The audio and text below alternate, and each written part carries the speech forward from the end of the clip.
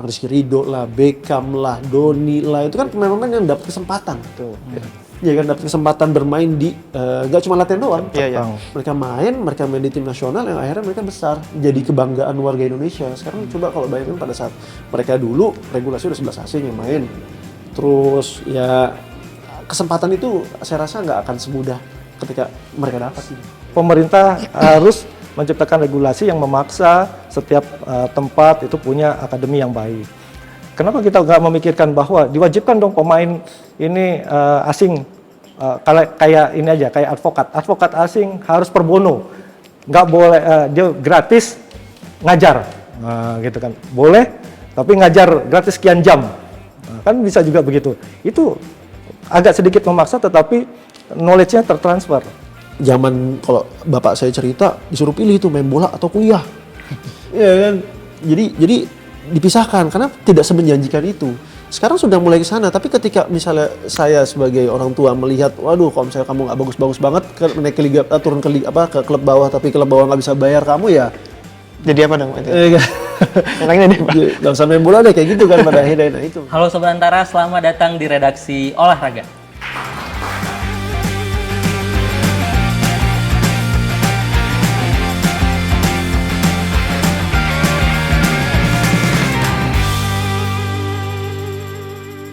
Bertemu lagi bersama saya Prada dan juga Deza di sini. Hari ini Sobat Antara redaksi Olahraga bakal ngomongin olahraga yang kita cintai nih, Zah. Sangat kita banggakan, sepak bola Indonesia. Ada satu topik yang kalau kita bahas sepak bola Indonesia nggak boleh ketinggalan, itu adalah regulasinya, apalagi regulasi pemain asing. Dan untuk membahas itu hari ini sudah hadir bersama kita ada praktisi hukum olahraga, ada Bang Parulian Aritona. Salam olahraga Mas Prada. Salam olahraga Pak. Dan juga ada Presiden APPI sekaligus pemain sepak bola profesional, ada Bang Hanif Sabandi. Salam olahraga. Salam olahraga. Salam olahraga. Pertama-tama saya mau ngucapin terima kasih dulu sudah mau meluangkan waktu ke redaksi olahraga. Apa kabarnya nih abang-abang? Baik. Alhamdulillah ya. Iya. Dan kita akan membahas ini satu topik yang kayaknya sangat seksi di pecinta sepak bola tanah air, regulasi pemain asing. Saya akan mulai mungkin dari Bang Parulian dulu. Ya. Ini kalau kita bahas tentang regulasi pemain asing, belakangan ini hampir di beberapa musim belakangan ini itu berubah-ubah, Bang. Iya. Ya kan? Malah makin bertambah kayaknya ini. Regulasinya ya? Iya. Nah, saya mau tahu dulu pendapat Bang Parulian secara tata kelola olahraga nih atau sport governance-nya itu sebenarnya kalau regulasinya berubah-ubah gini, federasi itu menginginkan kompetisi yang seperti apa sebenarnya? Bagus. Bagus pertanyaan. Silakan Pak. Wah, pertanyaannya berat ya, menjebak. Jadi dibuka dengan begini, Lex Sportiva, ya, bahwa olahraga itu punya hukumnya sendiri. Ya, dan misalnya sepak bola saja, itu punya hukum sendiri yang dikembangkan oleh FIFA yang tidak diatur oleh hukum nasional negara-negara. Nah, jadi kenapa bisa berubah-ubah? Nah, ini juga nanti kita akan buka aja ya. Artinya di situ kesepakatan terjadi yang akhirnya pengennya sih sebenarnya mereka ini kan universal. Tetapi jangan lupa, apakah memang industri olahraga ini sudah siap universal atau di Indonesia justru merusak ekosistemnya? Nah, itu dulu gitu. Jadi ya tadi terkait dengan federasi, ya harusnya federasi juga memikirkan tentang kehidupan para pemain bola atau profesi sepak bola kita ini. Oke, tapi kalau secara hukum olahraga modern nih Bang, sebenarnya idealnya itu federasi itu mementingkan prioritas apa nih? Apakah industri liganya, klub, pemain, atau sebenarnya perkembangan sepak bola secara nasional gitu? Ya. Pertama harusnya perkembangannya dulu, edukasinya dulu. Oke. Ya, edukasi menghasilkan pemain, kemudian infrastrukturnya, klub, ya, terus kemudian kompetisinya akhirnya. Ya. Nah, kalau salah satunya atau cuman hanya fokusnya salah satu, misalnya kompetisinya aja, yang akan terancam apa? Ya tadi edukasi olahraga, produksi pemain-pemain, istilah produksi artinya menghasilkan pemain-pemain yang baik itu terlupakan. Ya. Nah, kita lihat nanti nih, apakah di Indonesia ini seperti ini? Ya, dugaan besarnya adalah seperti itu. Ya. Faktanya. Faktanya seperti itu ya? Iya. Oke. Tapi kan secara tadi kalau kita tarik lebih luas, FIFA sebenarnya emang tidak melarang, tidak ada ngatur juga pemain asing ini. Malah dia kalau saya nggak salah itu soal pembinaan pemain muda lebih banyak fokusnya. Dengan kayak gitu sebenarnya apakah masih dengan regulasi yang ada di Indonesia sebenarnya apakah masih nyambung dengan cita-cita dari FIFA itu sendiri, Bang? Ya, terima kasih Mas Prada. Jadi sebenarnya regulasi FIFA itu seperti yang RSTP ya, Regulation on Status and Transfer of Players. Nah itu tidak sedikit pun menyinggung tentang kewarganegaraan. Ya. Nah, mereka ya lebih fokus memang bagaimana berjalannya industri ini ya, kompetisi, dan yang terpenting mungkin ini pandangan subjektif saya. Mereka mementingkan tentang status dari pemain, register atau enggak, ya. Terus kemudian juga yang tereksplisit adalah tentang pemain-pemain muda ya, transfernya bagaimana. Tapi di RSTP itu melindungi banyak tentang rights untuk bayar, kemudian bagaimana impact-nya terhadap klub. Nah, jadi yang terancam itu akademi, pengembangan pemain-pemain gitu. Jadi itu yang mungkin kita harus lebih menyadarkan banyak orang terkait dengan antara pemain asing, keberadaan pemain asing ini dengan pendidikan pemain-pemain kita. Ini saya mau geser dikit ini mungkin ke pelakunya langsung nih Bang Hanif nih ya. Bang Hanif kan sekarang masih aktif jadi pemain dan sekarang mungkin mewakili banyak pemain profesional juga karena jadi presiden API sekarang. Ini dengan kondisi saat ini Bang Hanif ini sebenarnya keluhan ada apa sih pada umumnya nih dengan regulasi sekarang di pemain itu? Sebagai pemain lokal juga Mas. Terima kasih Mas Prada, Mas Izzy, izin. Izin lah. Ya, sebenarnya ada sisi positif dan negatif yang terjadi dari timbulnya regulasi ini ya, terutama 11 asing. Karena itu mungkin yang bisa saya jelaskan dari sisi positifnya, transfer knowledge yang diberikan terhadap pemain asing pada kita itu pasti akan kerasa. Terus juga dari sisi competitiveness di latihan maupun di kompetisi itu kan pasti akan terasa lah. Kita bisa bayangin kita yang nggak pernah, maksudnya tidak mengetahui bagaimana lingkup pemain asing, maksudnya kompetisi asing seperti apa di luar negeri, tapi ketika mereka kesini mereka bisa mentransfer ilmu itu. Cuma itu yang menjadi, ada beberapa hal yang menjadi sisi negatifnya. Tidak semua tim memiliki kualitas pemain asing yang bisa menjadi contoh pemain lokal. Oke. Itu yang pertama. Terus yang kedua, timbul banyaknya, ketika banyak ya pemain asing yang datang, terutama yang bermain, itu pasti akan menggerus kesempatan pemain lokal. Kalau dulu zaman saya mungkin masih 3. Iya. Ya kan? Saya belum zaman Om dulu, bukan zaman Om dulu. Zaman kakak dulu. Itu masih 3 asing. Masih 4 asing. Terus naik, semakin lama makin naik. Walaupun memang saya merasa emang ada positifnya. Dari kompetitif di liga pun juga kerasa, Pak. Jadi kita semakin bersaing, semakin harus kerja ekstra keras, mentransfer ilmu juga belajar ekstra keras dan lain sebagainya. Dan saya rasa memiliki hasilnya. Cuma yang semakin tergerus ini ada pasti ketika kuota asing bertambah akan mengorbankan beberapa kuota lokal. Ya kan, sekarang logikanya dulu misalnya kita bicara 3 atau 4 lah, terus sekarang 11.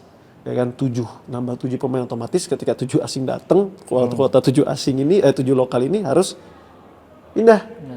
Ya kan, pindah ke liga bawah yang mana kalau kita, itu kalau kita pikirkan lebih dalam lagi, efek dominonya nih makin banyak ini Mas. Kita nggak bisa cuma bicara kepada pelaku yang di Liga 1. Karena ini akan berefek juga dari aturan Liga 1 ke efek ke Liga 2 dan Liga bawahnya. Ini kalau terus yang liga-liga pemain-pemain yang mencari nafkah di liga-liga bawah akan tergerus juga.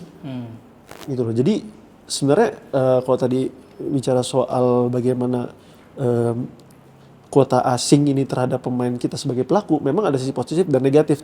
Negatifnya akan lebih banyak dari efek dominonya. Gitu loh. Pelaku-pelaku di liga bawahnya, seperti itu. Mas, kalau Mas kan dari usia dini ya, habis itu sekarang udah usia emasnya gitu kan. Dari dulu udah ada regulasi ini, Mas juga singgung tadi.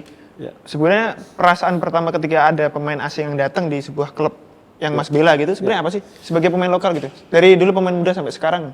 Ya, itu saya bilang. Jadi jujur kita ingin sebagai pemain muda kan pengen terus belajar.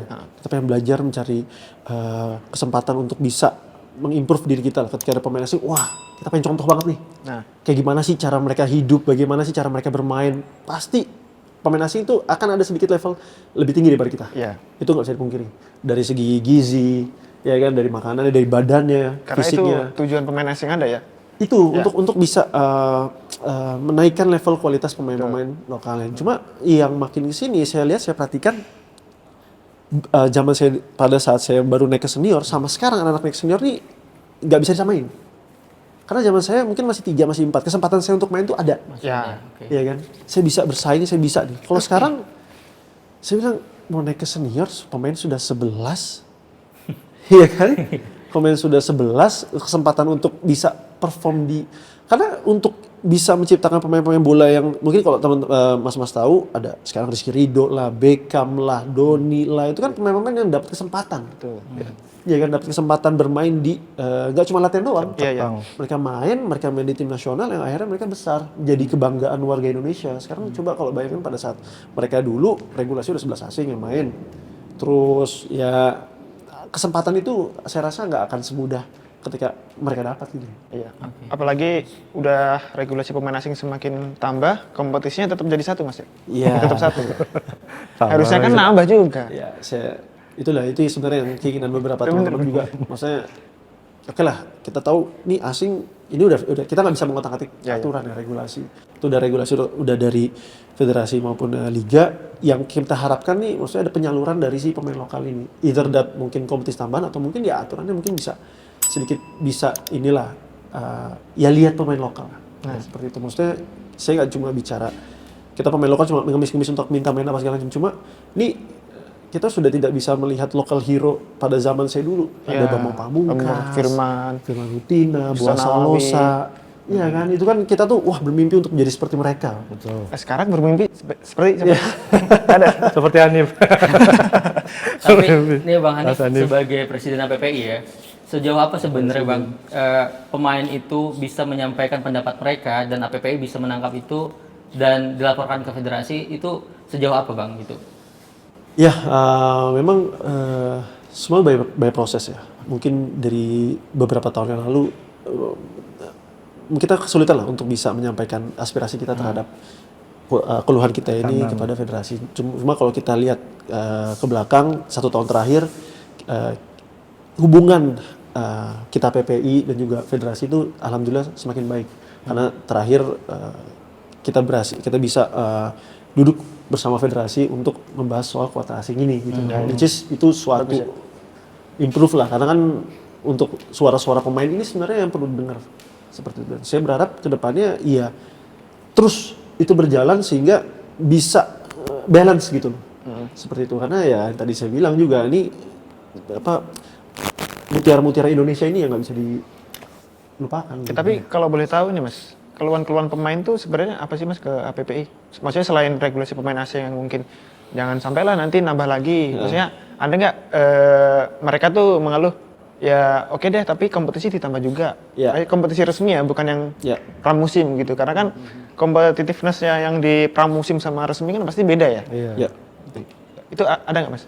Ya jelas itu udah pasti adanya keinginan kita untuk ada kompetisi tambahan ya selain pre-season itu adalah biar lokal ini yang bisa yang tadi cuma latihan doang mentransfernya tuh di pertandingan. Iya. Cuma memang banyak beberapa keluhan ini sebenarnya mungkin kalau bisa saya katakan itu adalah imbas dari kuota asing ini tergerusnya pemain-pemain liga bawah. Oke. Lalu dari liga bawah ya muncul banyak keluhan dari teman-teman saya itu ya balik lagi soal nggak jauh dari finansial Mas. Oke. Waduh, nggak jauh dari finansial ya. Nggak jauh ya? Deket banget Nggak ya? jauh, malah deket banget. Nah, ini saya mau balik lagi ke Bang Farulian nih Bang. Ini kan regulasi ini emang cepat banget berubahnya ya di musim-musim ini. Sebenarnya ini pasti ada risiko gede dari tata kelola. Sebenarnya sebesar apa risiko itu bakal keluar nanti ke depannya nih Bang? Ya, tadi melanjutkan isu finansial nih ya, tata kelola. Jadi kalau semakin hari kita semakin menerapkan tadi pemain asing jumlahnya, bahkan kemarin kan sempat direvisi.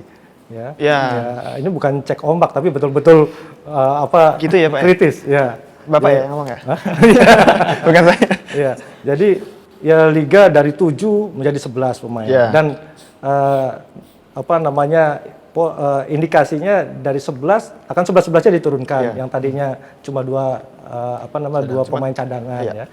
Belum lagi yang berlabel naturalisasi, ya. Tambah kan berarti plus tambah naturalisasi ini. Nah, di balik tata kelola itu semakin indikasinya para klub ini semakin mengejar bagaimana gengsinya adalah punya pemain asing, ya kan?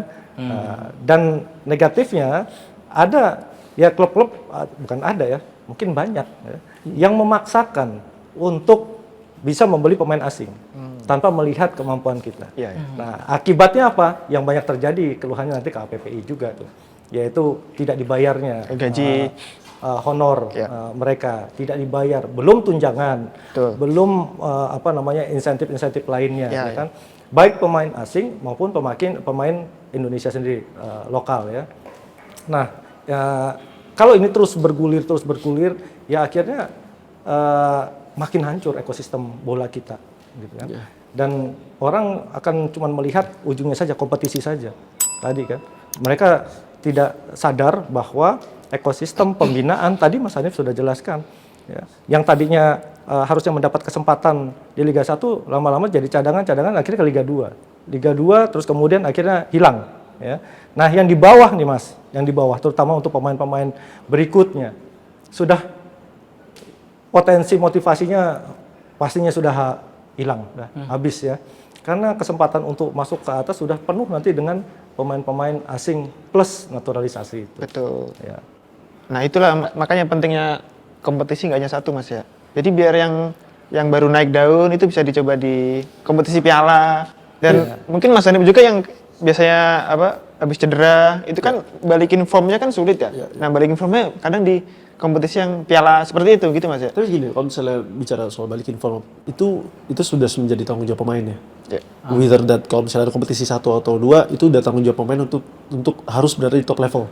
Karena kita juga nggak bisa dipungkiri, kita pemain profesional, tanggung jawab kita juga besar. Maksudnya itu bukan menjadi alasan lah kita untuk ini. Cuma balik lo yang tadi, yang dibutuhkan selain dari kompetisi, ya memang kita harus ada perbaikan dari si regulasinya itu. Kalau dari saya. Beberapa waktu lalu kita sempat ngobrol sama legenda Indonesia Ustadz Nawawi. Emang saya udah menyampaikan waktu itu ada beberapa mungkin pemain akhirnya punya mindset nanti kalau saya mainnya jago percuma karena udah ada ketutup sama naturalisasi dan lain-lain gitu kan.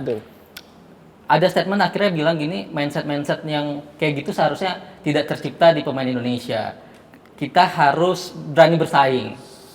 Akhirnya ada statement kayak gitu juga. Nah, ini Bang Farulian melihat kayak gini gimana gitu?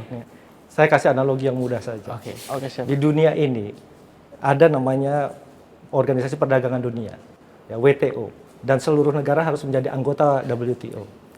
Apa tujuannya? Menghapus barrier, ya, barrier perdagangan. Nah, ketika banyak barang impor masuk, apa yang terjadi sama pedagang Indonesia, produsen Indonesia? Contohnya sepatu saja. Ketika impornya banyak masuk, Cibaduyut dan lain-lain, mati nggak? Mati. Nah, analogi seperti ini, biarpun tidak pas, tapi pas. Ya. Pas-pasin, oke, Pak. Tapi pasti ya, tidak pas tapi pasti. Sama, ya kan? Ketika tadi bukan hanya ketika ada orang yang bilang, oh tidak semestinya pemain muda atau pemain Indonesia mempunyai analogi image seperti itu. Faktanya sudah ada di depan mata. Faktanya dia pakai sehari-hari. Dan itu kan merupakan fakta, itu berita dan informasi yang memang sebenar-benarnya. Wajar dia berbicara seperti itu, ya. Nah, yang saya malah yang mengeluarkan statement bahwa tidak wajar pemain Indonesia harusnya bisa berkompetisi. Pertanyaan besarnya, apakah sudah siap? Akademinya sudah ada belum? Ya, akademi kita itu yang memproduksi pemain-pemain yang berkualitas seperti itu. Nah, ketika pasarnya dibuka semua, pemain dari negara lain tuh surplus. Nah, klub-klub Indonesia pengennya instan saja, ambil ya, gitu kan. Nah, yang bagaimana dengan Indonesia yang mereka, apakah sudah standarnya naik? Apakah kemampuan tadi? Ya, kalau kemampuan tinggi yang nggak mungkin lah dipaksakan. Ada pemain asing tinggi terus kita jadi tinggi kan enggak.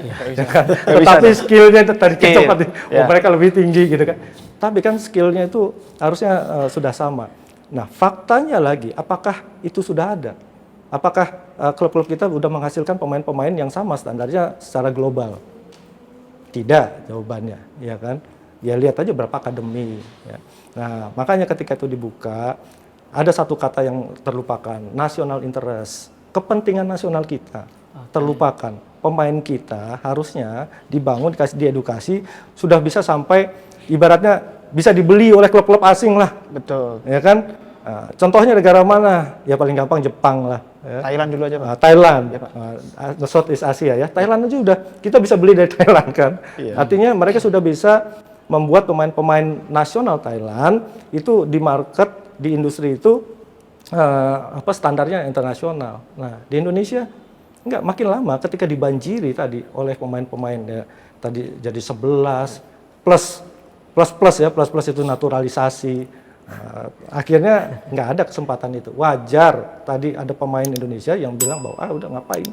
Ya, bahkan sekarang ada indikasi mainnya wah asal aja lah. Itu bentuk protes sebenarnya dari pemain-pemain muda ini. Kan sebenarnya dari awal sudah diedukasi tentang aturan, tapi wah. Nah, kita harus bisa baca itu sign sebenarnya. Itu pemikiran yang terbentuk sendiri malah ya. Iya. Betul. Karena adanya regulasi itu ya Pak ya. Dan harus disadarkan nih lewat kita podcast ini. Pemain-pemain muda jangan terlalu fokus juga terhadap terhadap pelatihannya, tapi juga harus tahu nih polisinya gimana, kebijakannya. Di atasnya ketika masuk, ya, adalah teman saya kan ya, masuk ke Liga 1 dia wah senang udah masuk, ternyata gajinya cuma dibayar baru sadar, itu baru gaji. Belum tiba-tiba ada pemain asing. Iya. Dia bilang baru tahu. Nah, ya kan baru tahu.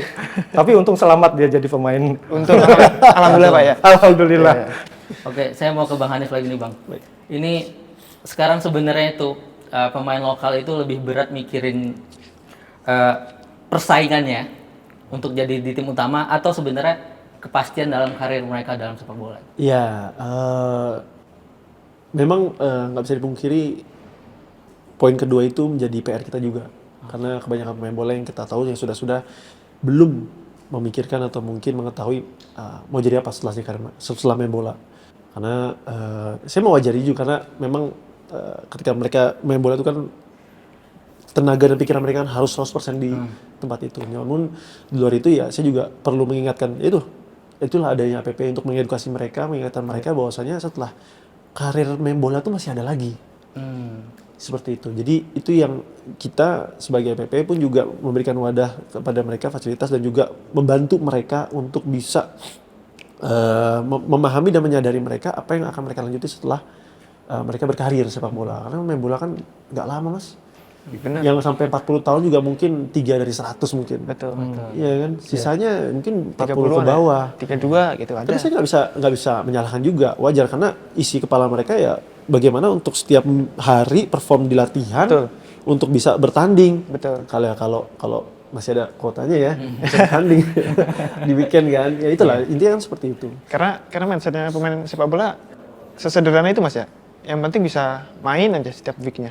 Karena emang perform kita kan di situ, jualan kita kan pas pertandingan. Betul. Iya kan? Kalau kita nggak bertandingan, nggak perform ya gimana kita mau menjual jasa kita? Nggak bisa upgrade juga di situ. Nggak bisa upgrade. Karena di latihan nggak bisa ya.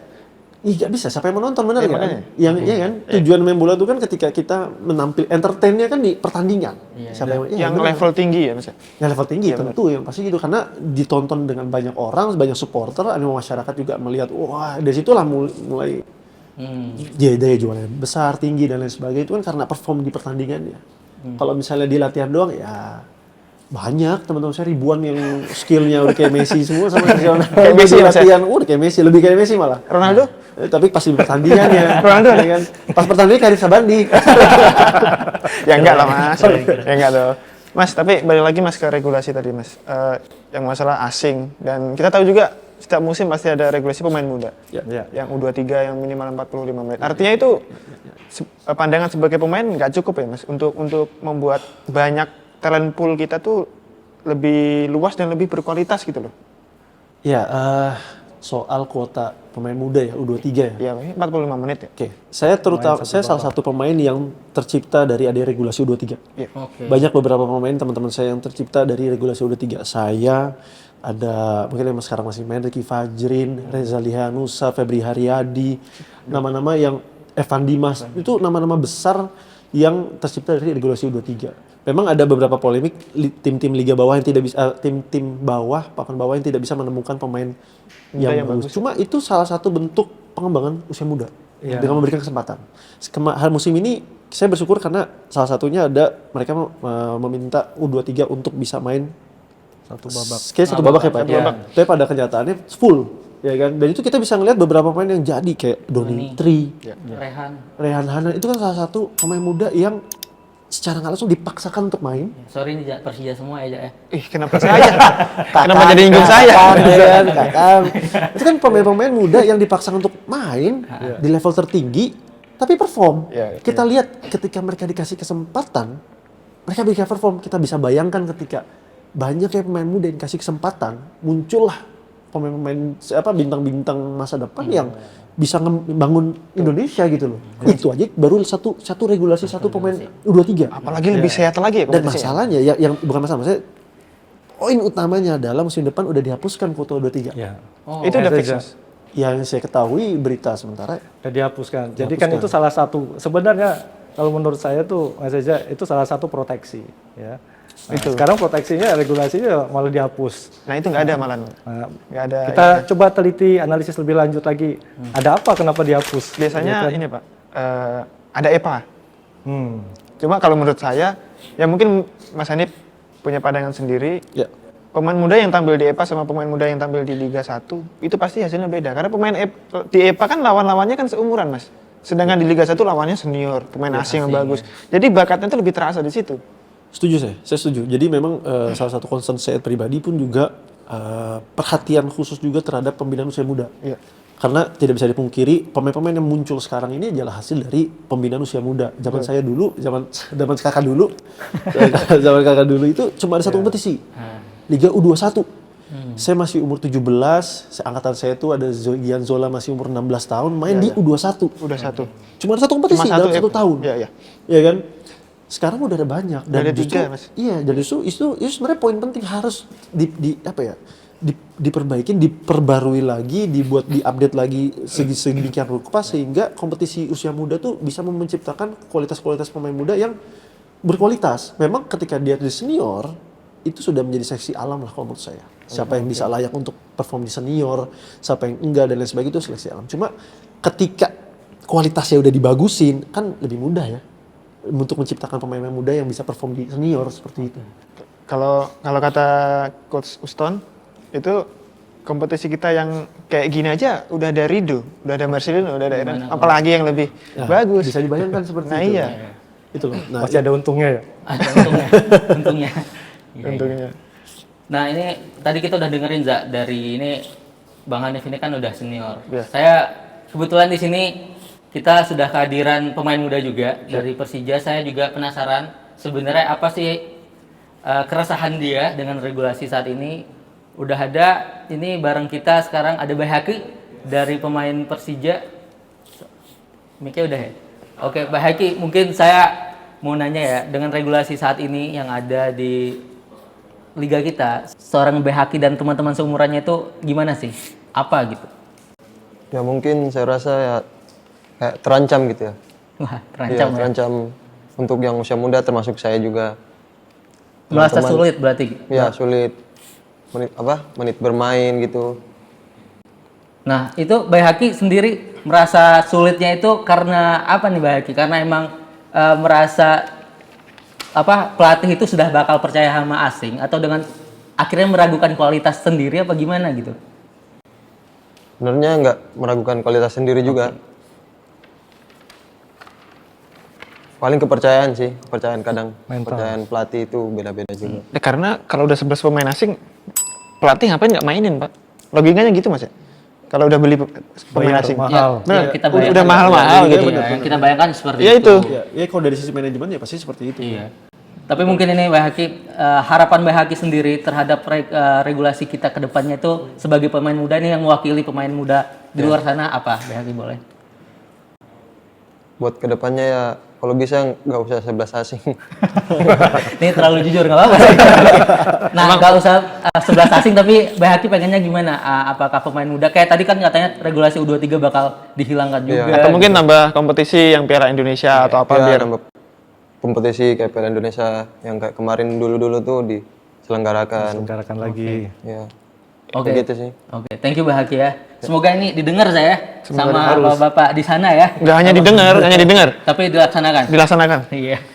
Ini kita balik lagi nih Bang. Iya. Saya mau membandingkan nih Bang ya. Regulasi misalnya di Liga Inggris. Di Liga Inggris itu kan emang pemain asing bebas, tapi ada batasannya. Maksudnya batasannya itu pemain asingnya juga ada kualitasnya gitu. Lu harus main di timnas berapa caps gitu, atau ranking negara lu dari negara berapa gitu baru boleh main.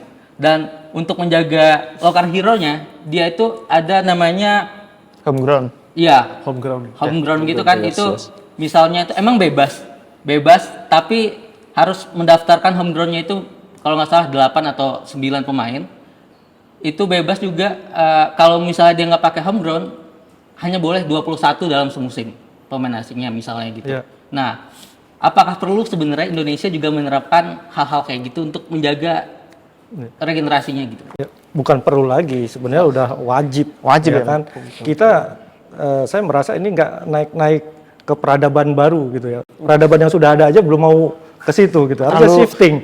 Iya, kita harusnya buat lagi ya tadi kuncinya akademi. Ada akademi itu ada homegrown-nya, ya kan. Nah, itulah national interest-nya itu di situ lah sebenarnya ya.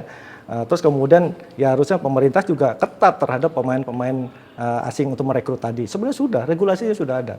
Pemakaian tenaga kerja asing harus syaratnya banyak sekali. Dievaluasi dong harusnya dengan Menteri Tenaga Kerja, ya Kementerian Tenaga Kerja.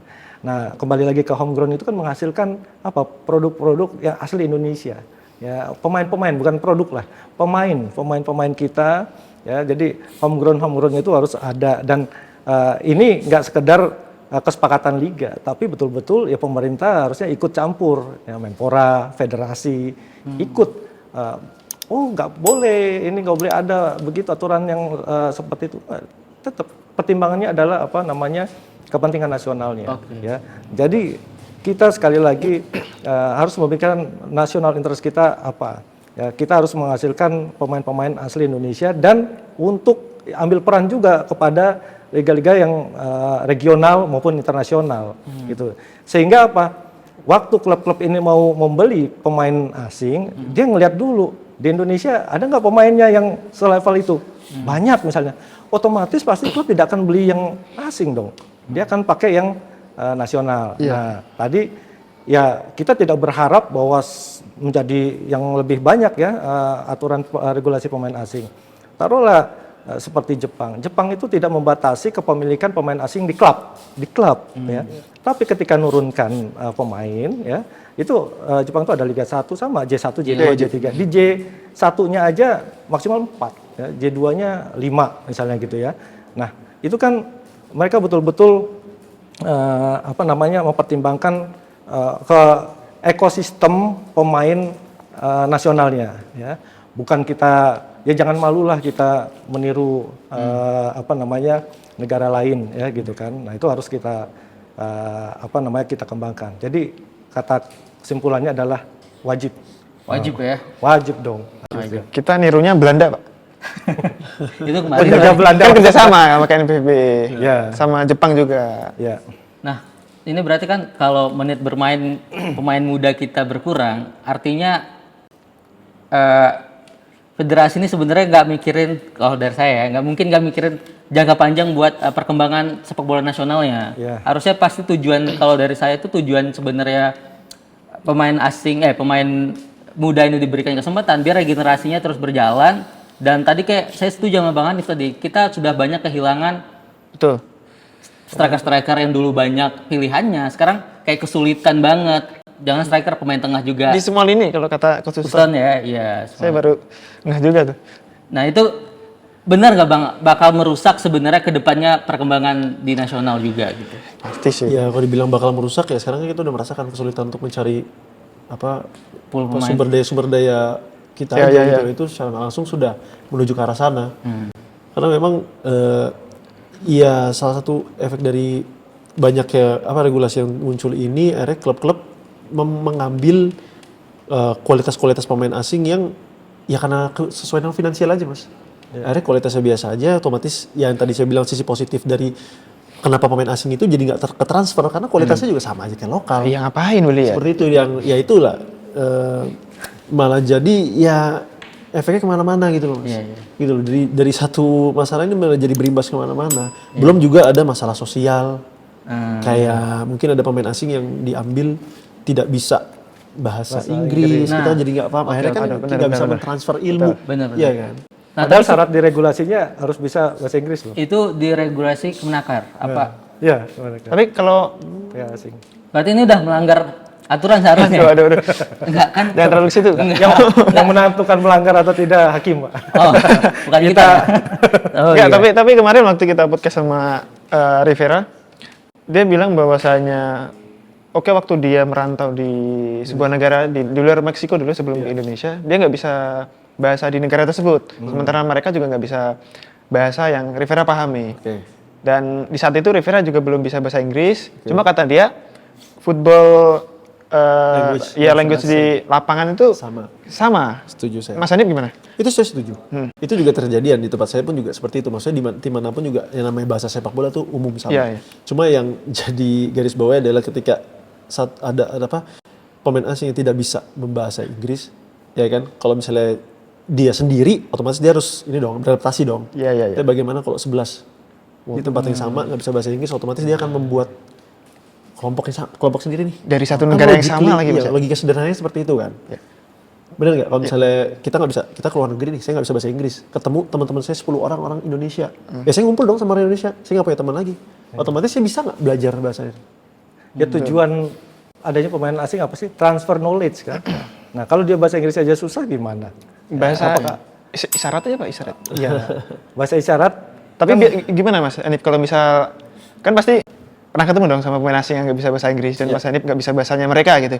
Itu gimana cara komunikasi agar saling paham gitu loh? Ya kalau di lapangan mungkin ini ya. Praktek kali. Iya praktek. Bisa Maksudnya ya masih bisa nyambung lah ya karena tadi universal lah bahasa sepak bola. Cuma yang di luar lapangan Ya, yang di luar kesulitan. lapangan, Akhirnya dia cuma hey yes no gitu-gitu aja. Jadi kesulitan lah ketika kita biasanya kan salah satu transfer knowledge itu kan selain dari kita ngelihat apa yang dia praktekkan, kita cerita kan. Di luar permainan. Pengalamannya ya. Di luar di Iya. negara itu seperti ini. Wah, itu kan enak tuh jadi gambarannya seperti ini. Oke, knowledge-nya seperti ini. Nah, itu yang penting. Itu kan salah satu transfer ilmu yang masuk juga kan. Betul. Tidak hanya apa yang kita lihat doang. Iya. Oke. Jadi sebenarnya itu kalau saya nangkepnya tuh sebenarnya asing ini kita bukan anti asing, bukan jelek juga gitu. Mereka juga ada kontribusi juga bagaimana meningkatkan akhirnya exposure dari liga kita sendiri juga. Tapi Pak Harus diimbangin ya. ya harus diimbangin. Tapi Bang, saya tuh penasaran sebenarnya dalam sport law itu idealnya pemain asing dalam sebuah ekosistem itu diatur nggak atau berapa gitu? Tenaga asing ya.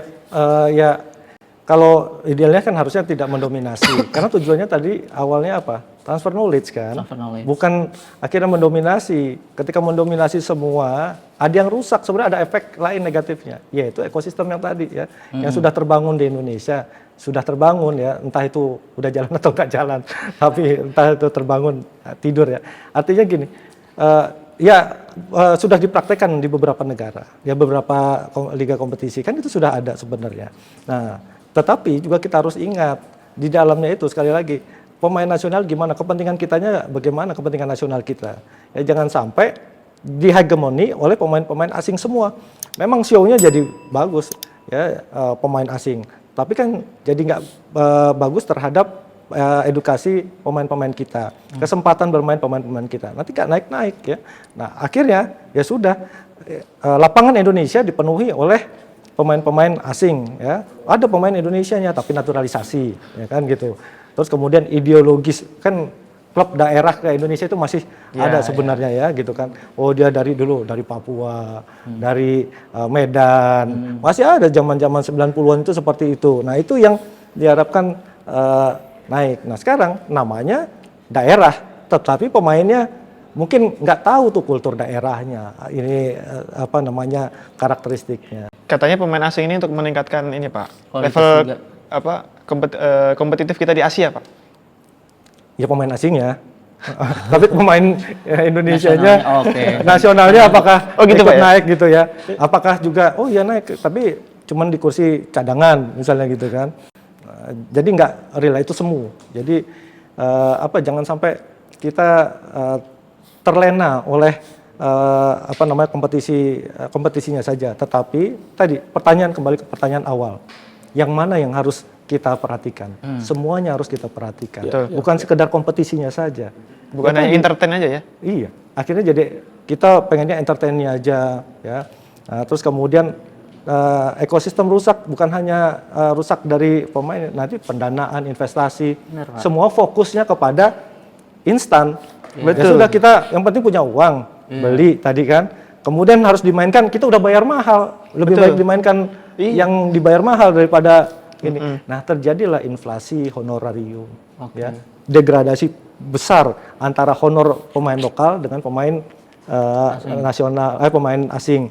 Nah, pemain asing juga, kalau yang bagus betul mahal banget nggak? Mahal banget juga. Jadi investasinya juga sangat mahal. Nah, akhirnya logika yang dimainkan adalah logika bisnis. Jangan sampai kita terjebak itu. Saya nggak anti logika bisnis, tetapi juga jangan sampai tadi fokusnya hanya bisnisnya aja, entertainnya saja. Nah, pengembangan kita dari daerah, terus kemudian akademi-akademi, ya ciptakanlah, memang harus pemerintah harus menciptakan regulasi yang memaksa setiap tempat itu punya akademi yang baik. Kenapa kita nggak memikirkan bahwa diwajibkan dong pemain ini asing, kayak ini aja, kayak advokat asing harus per bono, nggak boleh dia gratis ngajar, gitu kan, boleh, tapi ngajar gratis sekian jam. Nah, kan bisa juga begitu. Itu agak sedikit memaksa, tetapi knowledge-nya tertransfer. Mereka wajib, misal dalam waktu setahun sekian puluh jam harus mengajar di akademi atau di klub-klub Indonesia, kan gitu. Jadi itu nggak disinsentif, tapi malah justru insentif yang paling bagus gitu. Oke. Tapi kalau dari Mas Hanif sendiri nih Mas, ini kan udah musim mau berakhir dan musim depan ini ada banyak isu lah soal regulasi. Kalau harapan sendiri dari Mas Hanif ini sebagai presiden APPI, kemudian juga pemain sepak bola profesional, untuk menjaga kestabilan ekosistem sepak bola Indonesia lah. Pemain muda tetap dapat bermain, pemain lokal juga, dan talent pool di timnas yang berkualitas tetap terjaga, tapi juga kita tetap menerima asing. Itu spesifiknya gimana Mas? Untuk mungkin terkait regulasi lah atau apa gitu? Iya, saya rasa semua pihak terlibat dalam hal ini ya. Harus mengembangkan diri, harus sadar lah akan hal ini, bahwasanya ini bukan isu yang cuma lewat angin aja, karena ini efek dominonya panjang dari adanya regulasi ini berimbas pada pemain muda, bahkan ke liga-liga bawah, bahkan mungkin secara nggak langsung terhadap finansial gitu loh, karena ya ini laporan yang datang ke APPI pun juga, ya tadi saya bilang juga nggak jauh-jauh dari masalah finansial, yang mana ya ada secara nggak langsung efek dari banyaknya regulasi tadi itu, dan itu terhadap stakeholders yang ada di sepak bola. Kita bicara juga mengajak ke supporter gitu loh, karena kasus bullying dan rasisme ini tinggi. Itu dia. Itu tinggi, tidak hanya antar pemain, tapi juga supporter. Yang mana nih edukasi yang harus kita perhatikan, harus kita tanamkan itu tidak cuma pada pelaku sepak bola, tapi juga pada supporternya sendiri gitu loh. Karena kan ya nggak jauh-jauh mas, maksudnya target-target bullying dan rasisme itu kan pemain-pemain luar juga kan. Seperti artinya sebenarnya secara nggak langsung tuh kita ada ketidaksiapan dalam hal itu. Makanya sebenarnya saya mengajak bahwasanya kalau memang belum siap ya kita benahin dulu semua. Gitu. Semua aspek gitu loh. Kita benahin sehingga kualitasnya baik dan sebagainya untuk bisa menerima itu gitu loh. Kalau memang belum ya kita balik lagi. Kita benahin dulu nih pelan-pelan, grassroots-nya, kita kompetisi kita perhatikan lah, terus environment seperti apa, terus supporternya harus bagaimana, itu tuh perlu satu ini, bahkan manajemennya dan lain sebagainya, itu bukan ranah saya, cuma kalau misalnya semua rapi dan lain sebagainya, masalah finansial berkurang, itu kan siapa sih nggak seneng nonton bola?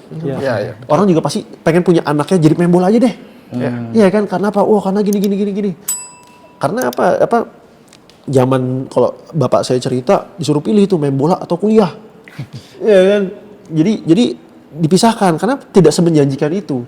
Sekarang sudah mulai ke sana, tapi ketika misalnya saya sebagai orang tua melihat, waduh kalau misalnya kamu nggak bagus-bagus banget naik ke liga, turun ke liga, ke klub bawah, tapi klub bawah nggak bisa bayar kamu ya. Jadi apa dong itu? Enaknya jadi apa?